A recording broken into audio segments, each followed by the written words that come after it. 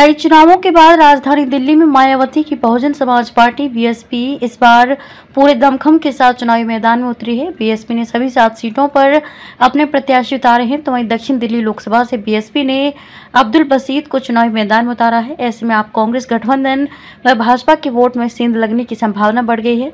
तो जब अब्दुल बासित से हमारे संवाददाता से बात हुई तो क्या कहा अब्दुल बासित ने, देखिए हमारी ये रिपोर्ट। सबको पता है कि दक्षिण दिल्ली क्षेत्र में दोनों के दोनों जो गुर्जर समाज से आते हैं नेता, वो बिल्कुल धराशायी हो चुके हैं। रैली पे मैं जोर दे रहा हूँ, 1 करोड़ पेड़ मैं लगाने जा रहा हूँ दक्षिण दिल्ली में। नमस्कार, आप देख रहे हैं खबर एनडीटीवी में, आपके साथ संदीप झा। इस वक्त जो है सो जैसे कि देश में पंचवर्षीय त्योहार मनाया जा रहा है, तो वहीं जो है सो हर एक पार्टी ने अपनी अपनी ताल ठोकी हुई है मैदान में, चाहे इंडिया गठबंधन हो, चाहे एनडीए हो, चाहे बसपा। बहुजन समाज पार्टी जो है सो किसी गठबंधन में शामिल नहीं है। वह अपनी प्रत्याशी है, चाहे उत्तर प्रदेश हो चाहे अदर स्टेट हो, सब जगह अपनी अकेली इकलौती पार्टी इस तरह जो है खुल के मैदान में चुनौती का सामना कर रही है। तो हमारे साथ दिल्ली के साउथ दिल्ली के बसपा प्रत्याशी अब्दुल बासित जी हमारे साथ में हैं, और किस तरह से चुनावी रणनीति तय किया जा रहा है, आइए बात करते हैं अब्दुल बासित से। सर, स्वागत है खबर एनडी में। किस तरह से चुनावी अभियान चल रहा है?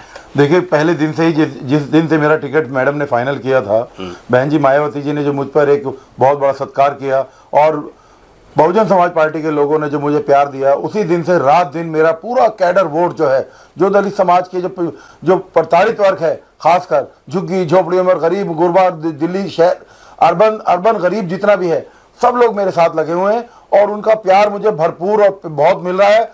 और रात दिन मेरे कैडर वोट जो हैं, जो दलित समाज के लोग हैं, इस टाइम मैं आज के एसी के कमरे में आपको इंटरव्यू दे रहा हूं, मगर मेरे आज 46 डिग्री टेम्परेचर के अंदर भी 1300 वॉलंटियर्स जो हैं, मैं बहन मायावती जी के पूरे इलाके को संभाल रखा है। घर घर मेरा पर्चा पहुंच चुका है, होर्डिंग्स लगाई हैं, टीवी पे ऐड चल रही हैं।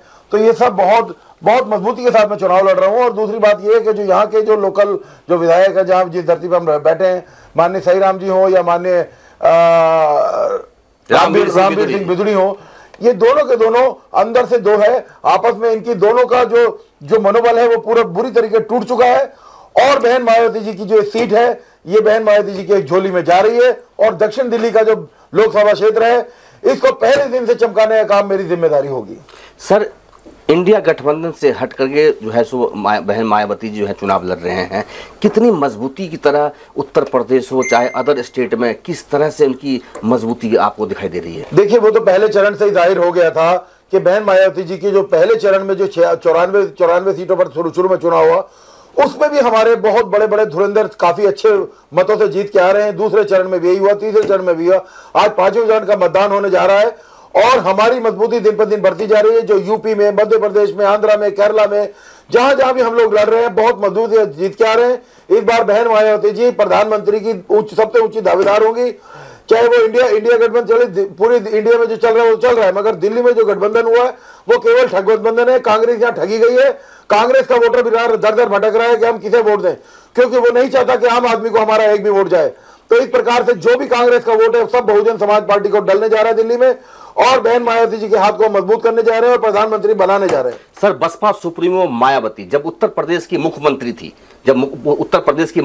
तो उनका एक नारा था, जब चुनाव आते थे, चाहे लोकसभा हो चाहे विधानसभा हो, तो उनका एक नारा था कि यूपी तो हुई हमारी, अब है दिल्ली की बारी। लेकिन पार्टी जो है सो कमजोर होती चली गई, और उसके बाद जो है सो इंडिया गठबंधन, पिछले बार आपको जो इन्होंने गठबंधन महागठबंधन जो प्लेटफॉर्म तैयार हुआ था, उसमें उन्होंने समर्थन दिया था। इस बार जो है सो अलग होकर के एक लड़ रही है। मार्केट में कुछ इस तरह से चर्चा भी है कि नहीं, बीजेपी के बी टीम है बसपा।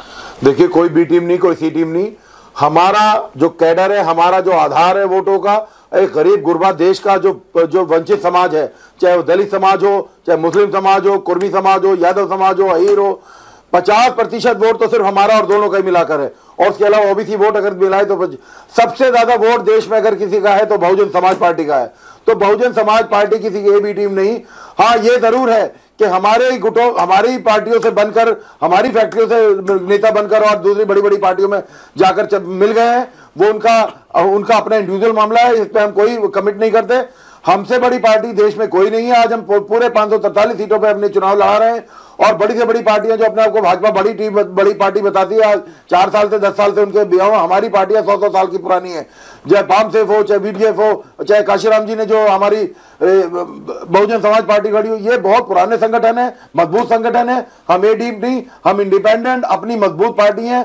बल्कि हाँ, ये जरूर है कि ये सब 10-10 साल 20-20 साल पुरानी पार्टियां हैं, इनका भी बहन मायावती जी के सामने कोई वजूद नहीं है।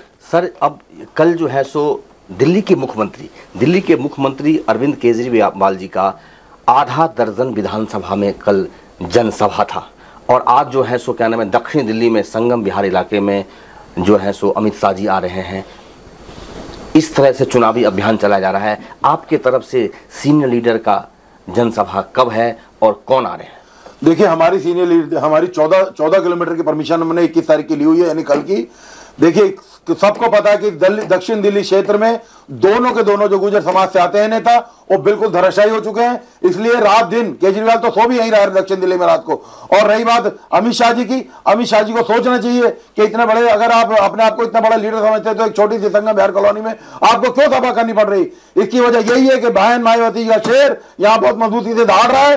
और एक बात और बता दूं, आप ये सीट किसी भी प्रकार से इनके दोनों के दोनों जो नूरा कश्ती का केस चल रहा है, कभी एमसीडी की प्रॉब्लम है, शिक्षा की प्रॉब्लम, हरियाली की प्रॉब्लम, सांस लेने की प्रॉब्लम है, कॉलोनियों की हालत देखिए जाकर, दोनों विधानसभाओं की हालत ये है। अगर इनकी विधानसभाओं में से कोई इनमें एमपी बन जाता है तो पूरी दक्षिण दिल्ली की हालत यही होगी। तो मेरा नारा बहुत बुलंद है, मैं बहन मायावती जी की मजबूत टीम का आदमी हूं, और मैं 100% इन दोनों को यहां से धराशायी करके, और मेरी जनता ने भी फैसला कर लिया है कि ये 18-19 लाख वोट जो भी है ये अब्दुल बासित के खाते में डलने जा रहा है। 25 तारीख को 1 नंबर बैलेट मुझे मिला है, और 1 नंबर में हम जीत हासिल कर रहे हैं, जो कि 4 जून को भी 1 नंबर पे मैं रहूंगा। इंडिया ने और एनडीए ने अपना अपना घोषणा पत्र जारी कर दिया। आपकी पार्टी ने क्या घोषणा पत्र? हमारा घोषणा पत्र यह है कि मेरे जीतने के अगले दिन ही मैं एक प्रेस रिलीज जारी करूंगा, जिसमें एक विधानसभा से 10-10 आदमी जो वहां के जिम्मेदार आदमी होंगे उनका और अधिकारियों का कम्युनिकेशन कराएंगे। हरियाली पे मैं जोर दे रहा हूं, 1 करोड़ पेड़ मैं लगाने जा रहा हूं दक्षिण दिल्ली में। और इसके अलावा जितने भी ये जाम की प्रॉब्लम है, दिल्ली आउटर दिल्ली का, दक्षिण दिल्ली इतनी इकोनॉमिक जोन है हमारे देश का, जहां से पूरे देश के रिच लोग यहाँ रहते हैं। फार्म हाउसेज हो, सैनिक फार्म हो, चाहे और कॉलोनी हो, महरौली हो, और आपका उधर घिटौनी है, छतरपुर है, इन सब इलाकों में बहुत पुराने टाइम से बड़े रिच लोग रहते हैं, जो पूरी दिल्ली का, पूरी दुनिया का निर्माण करने में लगे। आज वो ठगे गए हैं क्योंकि यहाँ पर कोई नेता सही मिला नहीं दक्षिण दिल्ली में। अब मैं आपसे वादा करता हूं, भरोसा दिलाता हूं कि जो मैं मैनिफेस्टो मैं बनाऊंगा चुनाव के बाद, वो पूरा का पूरा धरातल पर दिखागा आपको। सर, 2 बार आपने विधानसभा चुनाव लड़ा आरजेडी से, और आपकी मिसेज भी जो है सो आम आदमी पार्टी से जो है सो वार्ड कमिश्नर मेंबर का चुनाव लड़ी। आपने फिर जो है पाला क्यों बदला? देखिए, पाला नहीं बदला। इस देश की जो जरूरत है, आज देश की जरूरत संविधान बचाने की है, और संविधान बचाने में सबसे सक्षम पार्टी कोई है तो वो बहुजन समाज पार्टी है। क्योंकि हमारे बाबा साहब भीमराव अंबेडकर जी ने किस प्रकार से 25 साल तक मेहनत करी और 2 साल 11 दिन कुछ महीने में लिखकर संविधान को लागू करवाया, जिसकी टीम मेंबर हमारे प्रथम राष्ट्रपति जो डॉक्टर राजेंद्र प्रसाद भी थे। मगर उसके बाद सारा का सारा श्रेय हमारे बाबा साहब अम्बेडकर को जाता है।